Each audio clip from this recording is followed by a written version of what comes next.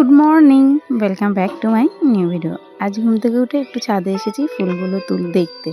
কি দারুণ লাগছে তাই না? তো চলো এবার আশিপাশি সারা যাক, নিচেই যাই, গিয়ে আশিপাশি সেরে সব বোতলগুলো এক জায়গা করেছি। দেখো ঘরের এত বোতল সব এক জায়গা করেছি, করে এবার কলতলায় যাব, গিয়ে সব জল ভরবো, কারণ সারাদিন এই জল খেয়েই কাটাতে হবে। কারণ একবার সারাদিনে মোটর চালাই, ওই মোটরেই সারাদিনে জল তুলে ভরে চলে যায়। তো চলো, আগে মানুষ নিত কোমরে কলসি, আর আমি নিয়েছি হচ্ছে বোতলের ড্রাম।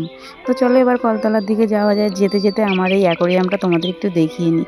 কিছুদিন আগেই পরিষ্কার করেছে, আর মাছগুলো এত বড় হয়ে গেছে না, একটু 2-4 দিন গেলেই জলটা পুরো এরকম ঘোলা হয়ে যাচ্ছে।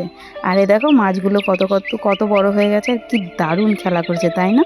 তো চলো এবার সব জল ফল ভরে নিয়ে ঘরে চলে এসেছি। এবার হচ্ছে ওষুধ খাওয়ার পালা। নিজের আশিপাশি না এসে সব সেরে নিয়েছি, আর ওই যে বোতল ভরে নিয়ে চলে এসেছি। ওষুধ খাওয়া হয়ে গেছে, এবার তুলবো কাপড়, বিছনা কাঁথাগুলো সব তুলে তালে এক জায়গায় গুছিয়ে নিয়ে তারপরে হচ্ছে যাব বাইরে। কারণ ওই যে কাপড় জামা সব যে ছেড়েছি সেগুলোকে ধুয়ে শুকনো করতে যাব। আর 2 দিন ধরে যেহেতু রোদ্দুর উঠছে না, সেই কারণে আর রোদ্দুরে ব্ল্যাঙ্কেট দেওয়া হচ্ছে না। আর এই যে সব কিছু তোলা হয়ে গেল, এবার এলাম ছাদে। ওই যে সকালবেলা যে আশিপাশি নাইটিগুলো পরেছিলাম, সেই নাইটিগুলোকে ধুয়ে এই যে রেখে দিয়েছি, এবার দেবো শুকনো। তো চলো আজকের মিনি ব্লগটা এখানেই শেষ করলাম, দেখা হবে আবার একটা ব্লগের সঙ্গে। তো আমার ব্লগটা যারা যারা দেখেছো তাদের সবাইকে অনেক ধন্যবাদ, আর যারা প্রথম দেখছো প্লিজ চ্যানেলটা সাবস্ক্রাইব করে নিও। ততক্ষণ পর্যন্ত তোমরা ভালো থাকো, সুস্থ থাকো। Tata, bye bye. দেখা হচ্ছে আবার একটা নেক্সট ব্লগের সঙ্গে। Tata, bye bye.